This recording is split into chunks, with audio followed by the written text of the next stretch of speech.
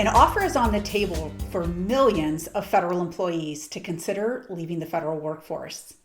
Delivered in a very unorthodox way, the offer was made on January 28th, and a response is due by February 6th, indicating an agreed separation date of September 30th. But there is widespread distrust amongst federal employees as to the legitimacy of this offer, which is causing many of them to hesitate, even considering it. Hi, Chris Kowalik of ProFeds here, and welcome to the Fed Impact Podcast, where we offer candid insights on your federal retirement. Now, of course, our show is all about helping federal employees to understand how their benefits work so they can put action into place to make it happen. So, of course, today our episode is going to be a little different than our traditional episodes because we have this pending offer on the table, and federal employees have not been quiet about their belief to the legitimacy of this offer and whether it will stand up moving forward. For those of you new to the show, we deliver retirement training to federal employees, to tens of thousands of them every year. And so we're really lucky to have an insider view as to the real feelings that federal employees are having about this type of offer that's being made. Certainly an increased amount of urgency has come out of this offer for federal employees to feel like they really need to get their act together and make certain that when the time comes that they are prepared for what that next step looks like, whether that's retirement or simply an exit from the government. So it was important to us to try to get this information out as quickly as possible, given that really short timeline that the government is giving for a response. So today's episode is going to talk a little bit more about that legitimacy and some of the distrust that federal employees are feeling. Perhaps we'll calm some of your nerves, perhaps we won't, but this is part of a series that we are doing to make sure that we're able to get as much great information out to federal employees who are thinking about taking this offer. Given the slew of questions that we got from the webinar that we did on January 30th, we have decided to put this in a series so that we're able to address various aspects of this offer for people based on where they are in their career and the decision-making process that they have. So if you like what we're talking about today, maybe not the topic itself, but the manner in which we're describing it, I hope that you'll subscribe so you get future episodes. Okay, so on January 30th, we did a webinar that was originally intended to talk about the tools that the government has to use when they're in a downsizing environment. Okay, we think of things like early outs and discontinued service retirements, RIFs, those types of things. But then the session morphed quite a bit because from the time that I announced this in December to the time that this actually happened on January 30th, of course, a new administration had come in and already laid the gauntlet of what this offer was going to be. And so we added in the special offer that was being made to that webinar in conjunction with the other tools that the government can use. So as you might imagine, registrations went through the roof. We had to open up 4 different rooms for the webinar broadcast. We accommodated thousands of people right there on that session. It was ridiculous. And honestly, there were a lot of people who couldn't even get in because the session was just so full. So having said that, the tons of questions that came out of that caused us to realize that there was a deeper need for more specific information for different groups of people. And so, like I said, we're creating a series to be able to make that happen. Now, if you didn't get the January 30th replay, I hope that you will go watch it. If you look for Doge Workforce Reduction on YouTube, our channel is Fed Impact by ProFeds, so you'll be able to find it there. Of course, you can go to our site as well at fedimpact.com/webinar, and you will see the link to the replay as the very first video. Okay, so of course, this was a completely unorthodox way of delivering a message to the federal workforce. Honestly, many people thought it was a complete scam. There was a lot that seemed to be unorthodox about this, not just the message in which it was delivered, but the actual structure of the message. It didn't seem very government-like. The call is to reply, resign to OPM, and voila, you're in the pool. So that seems very uncharacteristic of most government exchanges. There is normally a lot of paperwork involved in timelines and exclusions and rules and all of these things that federal employees have really become accustomed to. And so when they saw this very direct, streamlined message coming from OPM, it caused them to wonder if this was really legitimate. So when you can get beyond that part, that this did in fact come from OPM, the question then turns to the authority of the president and the legality of this particular offer. Like, where are the regulations that indicate all the rules that are going to go along with this offer? Well, there are none. And that's what's probably most unsettling to federal employees who are trying to dig in and see all of the details when in fact, what they see is what they get. This is the offer, and the frequently asked questions that OPM put on the site aim to try to solve most of the questions in people's minds, but there are a whole lot more. So for instance, a lot of people are questioning the funding of this program. Where is Congress, and are they required to approve this? We have a continuing resolution that we're under right now until March, but what happens after that? Is this funded? To what degree? I suppose we could ask that question for most of the things in the government since we're on a continuing resolution. But then the overarching question is, when all shakes out, what's really going to happen? A lot of people think that maybe this is a trap, that all these people who say, yeah, I'll go, that once this is determined to be an illegitimate offer, that those people are then going to be targeted. You can draw whatever conclusions you wish. I'm not here to put that in your head, but given the comments, the very heated comments that we were getting from federal employees on that January 30th webinar, I know that that is at least in the mind of a lot of people. Okay, so will this thing shake out to be something legitimate and go through as intended? I don't know. I mean, beats me. But what I do know is that we could not stand by and not help federal employees at least understand what the offer is. And so I felt it was important to go in and do that. We got plenty of hate mail, as I'm sure all the other groups out there who are trying to help federal employees understand what the actual offer is, and that somehow by describing the offer that we're legitimizing this particular action and giving credence to it. And again, you can draw whatever conclusion you like, but for the most part, I believe that federal employees need to have this information so that they can make a great decision. All right, so let's talk about some of these uncertainties. The first is the lack of detail. And I think that we become so accustomed to the litany of detail that ends up in government regulations that when it was absent, people started making things up. They started making exclusions where there were none. They started drawing conclusions because the dots weren't all connected. Now, would I have preferred that all of that be thought out prior to making an offer like this? Yes, because it has created such absolute chaos amongst the federal workforce of all of these people wondering what they are going to do and if this is legitimate. And one thing we do know is when there is a lack of detail and absent information, people will make it up, and they typically make it up wrong. And they make it up negative. And so the idea that we have all of these holes of information where people are wondering, well, does that mean this or does that mean this? They didn't say anything about this particular thing. What does that mean? Okay. And it doesn't help that they named it two different things. It started as a delayed resignation.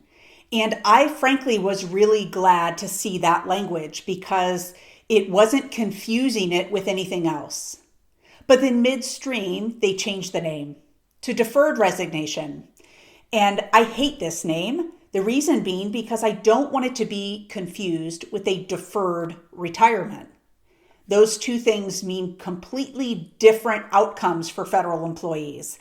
And so unfortunately, we've got two different names on this thing, but I suppose that's the least of our worries. Now, for the most part, this was a really broad offer that encompassed the vast majority of the federal workforce.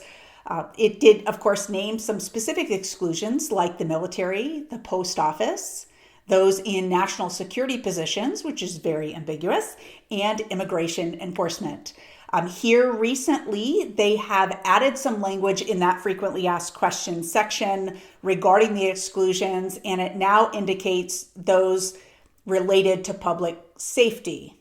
So that implies to us that we're talking about law enforcement, firefighters, and air traffic controllers because they are part of that public safety group, but it is not clearly spelled out in the exclusions. What's even worse is that they indicate to federal employees, hey, if you don't know if you're excluded, contact your HR department. But HR departments are clueless on how all this works because they're getting the information at the same time that everybody else is. And so there's a lot of chaos around this. And to add insult to injury, there's 7 days to be able to figure it out. So if we're thinking, oh, well, eventually our HR department's going to get the word from headquarters and we're going to be able to figure out how all this works, not so fast. We've got 7 days to get this right. All right, so here's what we know. For now, this program is a go. We are starting to get reports from federal employees that they're getting what appears to be more official communication from their agency, letting them know that this is a legitimate offer and the steps that are laid out in the OPM message are legitimate for people to be able to take. I do want to remind everyone that this is a voluntary decision. This is not anyone being fired, laid off, anything like that. This is a voluntary decision for the Trump administration to be able to find out who naturally wants to leave if they're afforded the opportunity to do so. Now, keep in mind, all of you can just leave whenever you want. The question is, what happens when you do? Well, under normal circumstances, if you resign, you're simply left with whatever the benefits were as far as retirement pension goes that you had earned at that time. You may not have been able to draw them right away, but there is something waiting for most of you. But in this situation, there is this extended resignation period where you're not required to work, which I found mind-boggling. I was surprised to see that in the announcement, but it is trying to sweeten the deal or sweeten the offer to encourage those who are on the fence to go ahead and go. And I've got to say, although this was a bombastic and chaotic delivery of this message, I think it does seem fair to say, hey, listen, if we sweeten the deal a little bit, we want to find out the people who are ready to go so that we can get those people moving. And then we can focus on the next action of how much more are we going to need to trim. So first we look for the volunteers, then we start looking more towards the RIF actions where we're looking at early outs, discontinued service retirements, that type of thing. I do want to remind everyone that there are very limited do-overs in this offer. So if you submit your resignation through the email indicated in the OPM announcement, and your agency accepts that resignation, there's very little opportunity for you to take that back. Okay, you can request to rescind your request for resignation, but your agency has been instructed once they receive that resignation from you that they move quickly to enact that and to reorganize the workload for the people who have not taken this offer. Very important that you realize your agency can deny your request to rescind your resignation. So make sure that if you put this in, that you're ready to walk out the door. Okay? So the next piece that we're going to talk about is the idea of not working between now and September 30th. Now, there is some question as to whether this feels legitimate. Like, how are you able to be in an administrative leave for this long? That's an unusual amount of time to be on administrative leave. But the other part of this is, okay, great. If I'm not going to be working, at what point does that start? I suspect it's going to have a lot to do with how quickly your agency is going to be able to move, how the transition of your job duties to someone else, how long that takes. So that's a little bit of an ambiguous piece of this that makes it a little bit difficult to know what to do. The next question that we've got about all of this is, if I'm not working and presumably I've turned in my equipment like my computer, how am I supposed to communicate with my agency regarding filing retirement applications, assuming that you're eligible for retirement, and any of those other administrative functions like filing a time card? Okay, it's unclear if time cards are going to be required during this time. Of course, you're in an administrative leave capacity, so there may be some exceptions to that. But whether you have a computer or not is left to the imagination, I suppose. We're not exactly sure how that's going to go. Another part that a lot of people really had a question on was, am I able to go get another job? The announcement in the FAQs make it very, very clear. They want you to go out and seek other employment, and that will not affect your ability to be paid this amount through September 30th, which is essentially continuing on your current pay on a bi-weekly basis. Presumably that's how most of you are paid, but that will simply continue all the way up until September 30th when it stops. Okay, so you need to understand it's not some lump sum payment that's being paid to you, but simply a continuation of the normal pay that you have. Now, the other question that we're receiving a lot of is the government shutdown. The idea that what happens, is this pay guaranteed? Because if the government shuts down, what's the likelihood you're going to get paid? Well, I would argue that's true even if you kept working, because we deal with these all the time, unfortunately, and federal employees end up getting all of that back pay once the government reopens.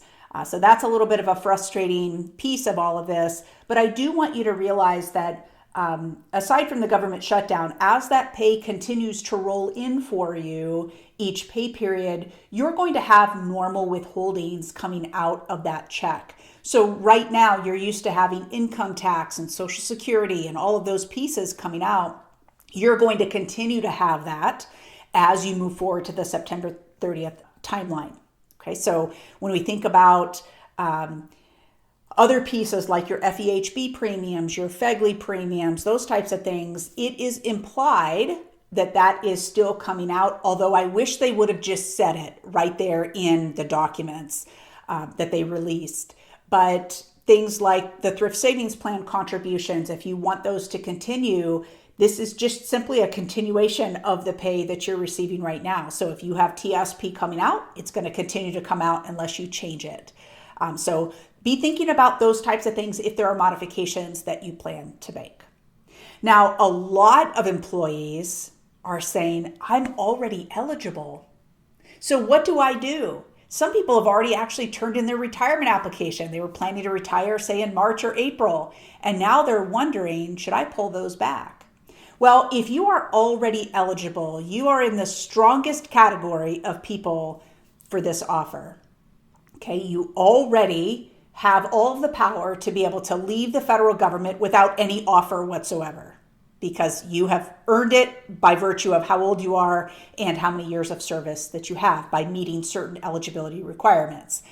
If you have already submitted your retirement application, here's the guidance that has come down as to what to do.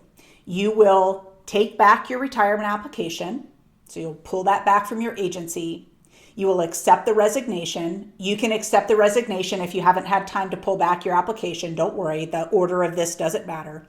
You're simply going to pull back that retirement paperwork. You're going to accept the resignation, and then you resubmit the retirement paperwork with the September 30th retirement date.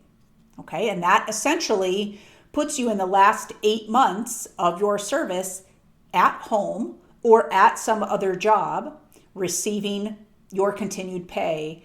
And the good news is it is clear in the frequently asked questions that all the extra time, in this case 8 months, that you're going to be in a paid status, although you are not actually working, that all of that extra time does get included in your creditable service for your retirement pension calculation. So all of that extra time is going towards making that pension better and better. Okay. All right. So extensions. A couple of people have asked, like, gosh, I'm actually eligible to retire in December. Can I just wait? Or maybe they're turning 62 at that time and they're going to get that increase to their pension. The question is, can I get some sort of extension? So although the offer isn't super clear on this, they do make it clear that agencies can offer limited short extensions to the timeline. So for instance, if you are eligible in October, November, December, those are short extensions to be able to allow you to still take advantage of this offer. And what you do between September 30th and your actual retirement date, it is anticipated that you will stay in this administrative leave status, although, again, that's not spelled out in the offer itself. Okay. Now, many of you have a desire potentially to return to federal service. You're not quite sure if you're really done working for the federal government, but maybe things are just a little bit too crazy for you now. But the question is, what happens if I ever want to come back?